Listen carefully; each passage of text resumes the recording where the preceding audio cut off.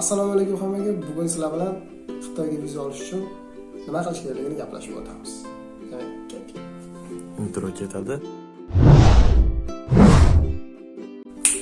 Avvalambor Xitoyga o'qishga dokument topshirasizlar. Undan keyin bir oydan 2 oy oralig'ida sizlarga javobi chiqadi. Javob yetib keladi, o'qishga kirdinglar yoki kiramadinglar. Endi bu javob chiqqandan keyin asosan dokumentlar chiqishga boshlaydi sizlarga, ya'ni o'qishga kirgandan keyin maxsus taklifnoma, ya'ni admissionlar. Undan so'ng esa viza olish uchun GW201 va GW202 versiyalari qog'ozlari chiqadi. Bu viza olish uchun maxsus ariza hisoblanadi. Endi ular O'zbekistonga yetib kelgan kamida 2 oydan 3 oygacha vaqtda yoki bo'lmasa qanaqadir agentlar bilan ishlayotgan bo'lsanglar, uzoqqa 1 haftadan 2 haftagacha oralig'ida yetib keladi. Qanaqa qilib Xitoyga o'qishga kirish haqida bundan oldingi videoda aytib o'tganim. Agar ko'rmagan bo'lsangiz, men bu yoqda anaqasini qoldirib ketaman, hali oxirida chiqadi. Endi hamma dokumentlar qo'lingizda. Endi qanaqa qilib Xitoy elchixonasidan viza olish kerak. Demak, buning uchun bizga asosan pasport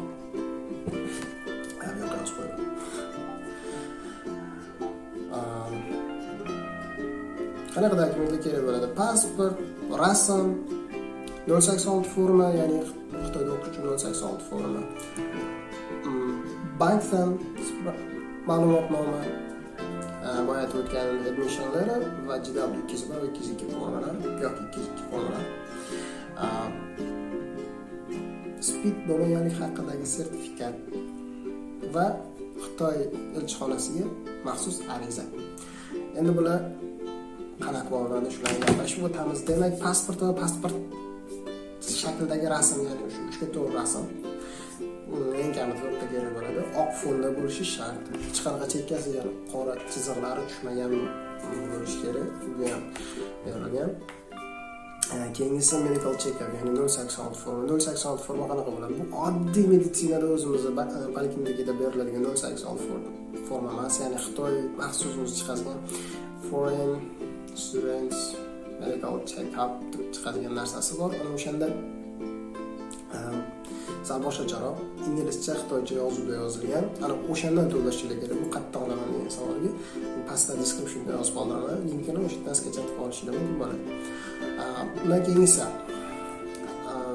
bankdan qog'oz kerak bo'ladi. Ya'ni sizlar viza ochtirishinglar kerak bo'ladi. Ya'ni viza karta ochtirishinglar kerak bo'ladi. Undan keyin eng kamida $2,500 solish kerak. Eng kam $2,500 solgandan keyin bir kun oralig'ida sizlarga spravka beradi bank. Undan keyin o'sha vizalardagi $2,500 boshqa joyga o'tkazib olishinglar mumkin yoki o'zingizlar qaytadan chiqarib olib, o'sha O'zbekiston ichida ishlatib olishinglar mumkin. Faqat hech kim bilmasın. Keyingisi admission letter va GW yoki GW201 yoki GW202 varaqlar kerak bo'ladi. Bular qattiq olishi masalaga. Keyingisi o'z yoki o'z bo'lmaganlik haqidagi sertifikat. Buni adashmasam Chilonzorda bor edi, Speed Centerdan olasizlar. 60 ming so'mga 3 soatda chiqazib beradi, 60 ming so'mga. Borasizlar, qon topshirasizlar, 3 soatda chiqazib beradi. Keyingisi ariza. Xitoy elchixonasiga viza olish uchun qanaqa ariza topshiriladi? Ko'plar 2 yo'l bilan topshirish. O'zi 2 yo'li bor. Birinchisi internetda o'tirasizlar. O'zbekistondagi Xitoy elchixonasi degan kirasizlar. O'sha yerda o'zi berib qo'yilgan qanaqa applikatsiya to'ldirish, o'sha yerga kirib ariza topshirasizlar. Qachon o'chirtinglar keladi, bu narsani gaplashasizlar, gaplashishlar mumkin. Ikkinchi yo'li o'sha Xitoy elchixonasi to'g'risida budka bor. Budka emas, do'kon bor. O'sha do'konga kirasizlar. Ichida ikkita bola o'tiradi, ikkita bola o'tiradi. O'sha paytda kiloga 80 ming so'mga pulli dokumentlar to'g'rilab beradi. Ya'ni o'sha applicationni qanaqa yozish, qanaqa to'ldirish, o'shalar o'zi qilib beradi. Ya'ni o'chirtma olib beradi. O'sha qachon kirishlarigacha o'chirtma berib, mana shunaqa o'tib bankiga 80 ming so'mga. Endi undan keyingisi qanaqa bular qilinadi? Xo'p, bular bo'lindi. Hamma dokumentlaringiz tayyor. O'sha mana dushanba kuni o'chirtma keladi. Ya'ni o'sha Xitoy elchixonasiga borib dokumentlarni topshirishga kerak. Borasizlar, ertalabroq soat 8da borsangiz bo'ladi elchixonaga. O'chirt bo'ladi обязательно, o'chirtda turasizlar. Ichkariga sekin kirasizlar. Kirganingizda tez dokumentlarni topshirasizlar. Aytilgan dokumentlarni tez iloji boricha topshirasizlar, tashqariga chiqasizlar. Tashqariga chiqqaningizda sizlarga bitta taklif emas, maslahat. Soat 5gacha elchixona oldida turinglar. Ya'ni soat abitdan keyin 3 bilan 5 oralig'ida ichkaridan dokument topshirganlarga maxsus o'chirt varaq olib chiqiladi. Ya'ni u yerda yoziladi.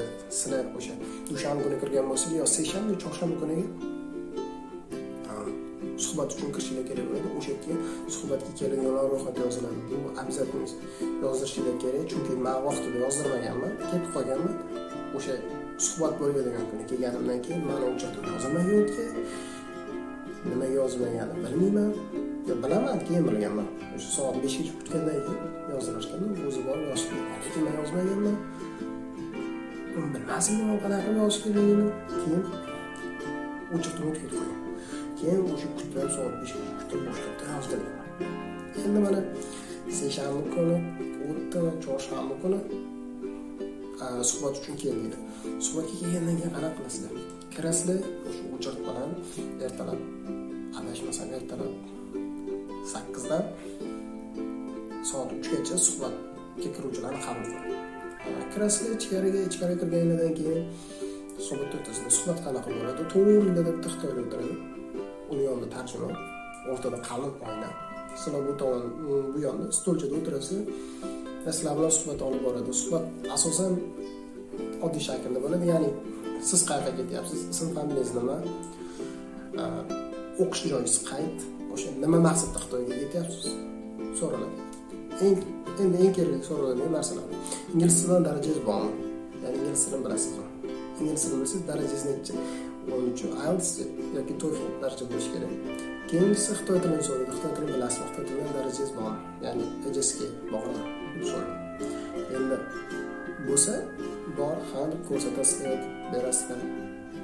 Agar bo'lmaydigan bo'lsa, biladigan bo'lsa, hamma ingliz tilini bilmagan, hamma Xitoy tilini bilaman desa, Xitoyning sizlar bilan ingliz tilida, Xitoy tilida ozgina suhbat olib boradi. Aytilgan shaklda, ya'ni qayerdansizlar, sizlar nima, qachon borasizlar Xitoyga, nima maqsadda borsizlar, shu asosan shu.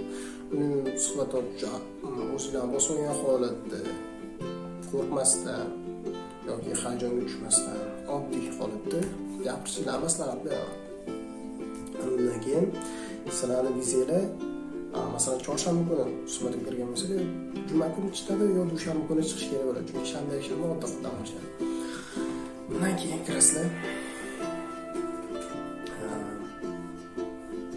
Juma kuni ertalab o'qib kelishinglarni maslahat beraman yoki dushanba kuni, chunki ertalab o'chirt ko'p bo'ladi-da, pasport olish uchun o'chirt ko'p bo'ladi.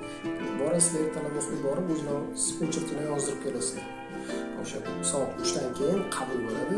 O'sha pasport olish uchun maxsus qabul. Ana o'shani yozdirib ketasizlar.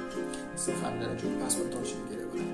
Endi xo'p, shunaqa qildinglar, endi ichkariga kirib olsizlar. Kirdinglar-da, pasport olishingiz kerak bo'ladi. To'g'rida o'sha sizlarga berilgan pick-up form bo'ladi. Shuni aytishingizdan chiqadi. Pick-up form sizlar dokument topshirganingizdan keyin beriladi bu narsa. Bu pasport to'g'riga o'tadi. Bu narsani yo'qotib qo'ysanglar, sizlar Xitoy elchixonasidan qaytib pasportingizni ololmaysizlar. Shu ehtimoli bilan shu beriladi. Shuning uchun o'sha pick-up formni yo'qotib qo'ymasliginglar kerak. Endi borasizlar yoqqa. Pick-up form bilan birga borganingizdan keyin sizlarga anaqa beriladi.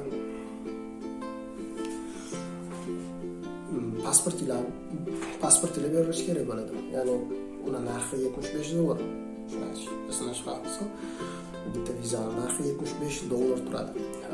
Endi bu narsaga e'tibor bersangiz, dollarni chekkasi qiyshaymagan, qayrilmagan yoki shilinmagan, ichiga hattoki qalam bilan chizilmagan bo'lishi kerak. Menda esimda bor, $20 chekkasi kichkina buklarni qo'yganim uchun buklarni qiyshab qo'yganman, so'ng anaqa shilinib qo'ydi. O'shani olishmaganda tashqari chiqib bakni almashtirib qo'yganim. Shunaqa bo'lib qolmasin sizlarda. Keyin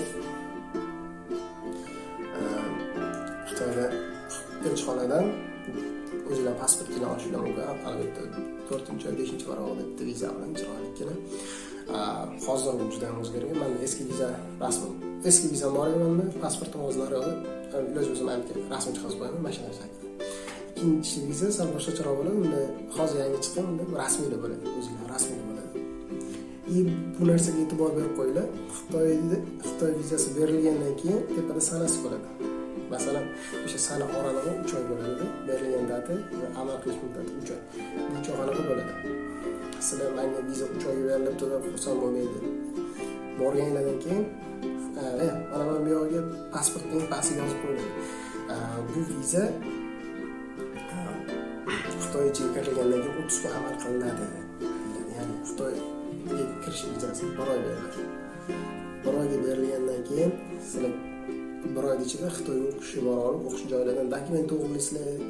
Qaytadan o'sha elchixonaga borib, ya'ni o'sha